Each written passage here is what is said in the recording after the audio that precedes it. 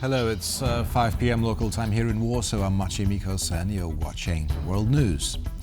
NATO countries are under pressure from the United States to significantly increase their defense spending. US Defense Secretary Pete Hegseth told a meeting of NATO defense ministers he expects them to commit to spending of 5% of GDP by the end of the month. Our correspondent Alex Kadia reports from NATO headquarters in Brussels.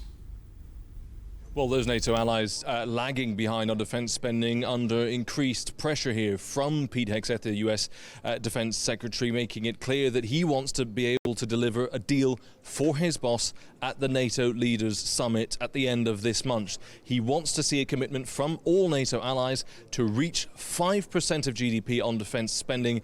That commitment, the dates being floated, 2030, 2032 is the objective date for that 5% target to be reached. Nevertheless, some quiet pushback from NATO allies talking about the fact that they bring capabilities. They might not have the spending levels, but the capabilities they bring to the NATO alliance are important. We heard that from the Spanish defense minister, Spain particularly targeted because of its low spending levels. Nevertheless, Pete Hegseth piling on the pressure earlier today. Let's have a listen to what he said.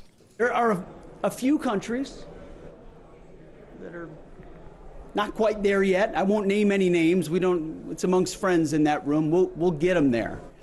But from France to Germany, to the Baltics, to the Nordic countries, to Poland, to Greece, to Hungary, to so many more, the commitment is there. 5% on defense spending. When you consider the threats that we face, the urgency in the world, it's critical. So that consistent pressure from the US administration on European and on Canada, European allies, to boost that spending. That has been consistent since the start of the Trump administration. Clearly, those European powers now needing to figure out where to get the money and how to spend it. That has been the response from the UK, although they are looking at a 3% target in the next few years, which is clearly short of that 5% target. They bring nuclear deterrence. They bring other things to the table. They hope that, in those discussions with the Americans, may ease the pressure. Nevertheless, Pete Hegseth making it very clear the target has to be 5%.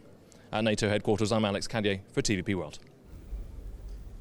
German Chancellor Friedrich Merz is in Washington, D.C. for his first official visit to the U.S. since taking office. During today's meeting in the White House, Merz is expected to focus on the substance and on the deal-making mentality of Trump. This is according to Matthias Nelles, CEO of the German-Ukrainian Bureau. Speaking with TVP World, Nelles explained that while Merz shares a strong transatlantic mindset with Trump, he will focus on concrete issues, particularly Germany's rearmament. Friedrich Merz is an ardent transatlanticist, has been in the private business, and that is a topic that both Trump and Merz can connect on. But he has been, unlike Keir Starmer and President Macron, has been critically rebuking some of Trump's statements since he took over the office of the German Chancellery. So he will not try flattery alone, and he will certainly have studied the humiliation of Zelenskyy and Ramaphosa. He spoke with both in preparation of this meeting.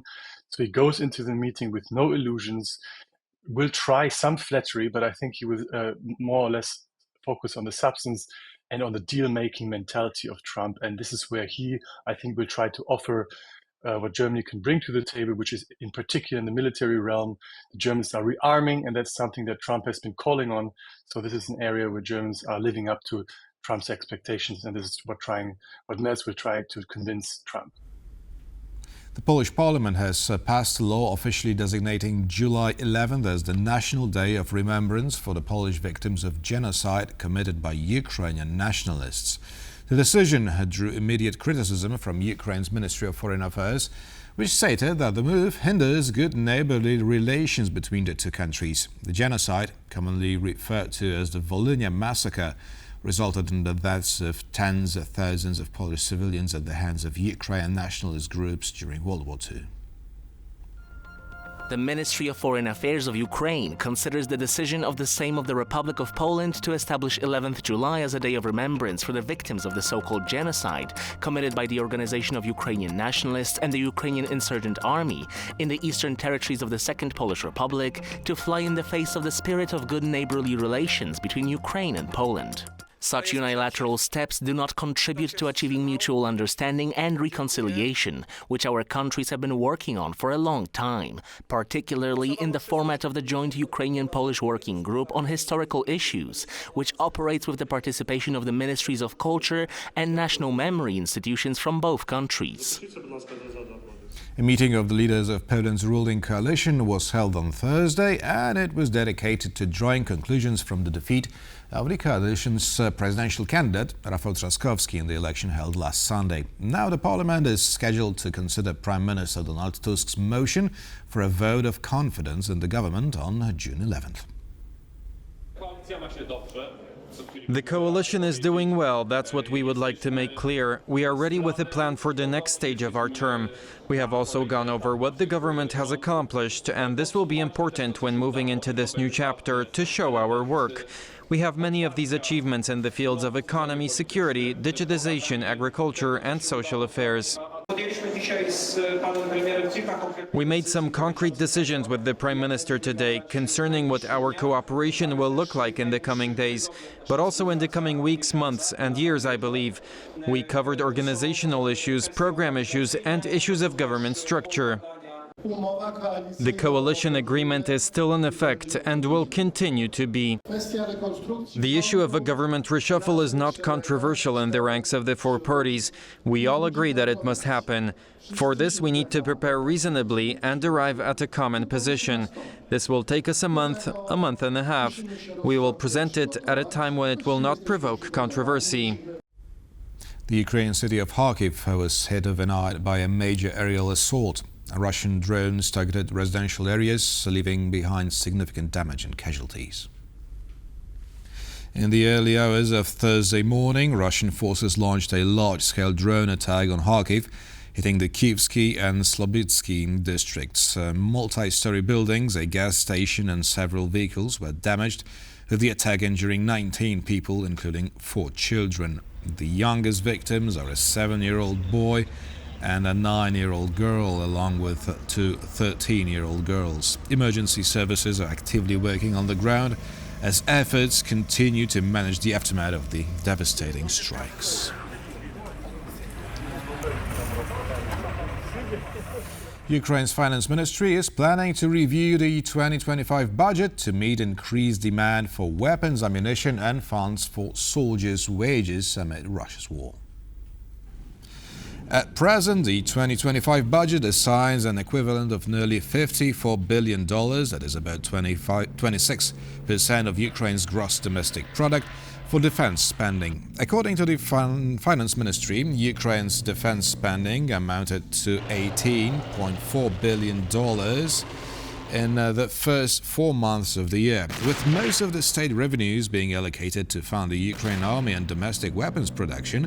Kyiv relies on financial support from its Western allies to cover social and humanitarian spending. Since the start of the Russian invasion in February 2022, Ukraine has received approximately $133 billion in international financial aid.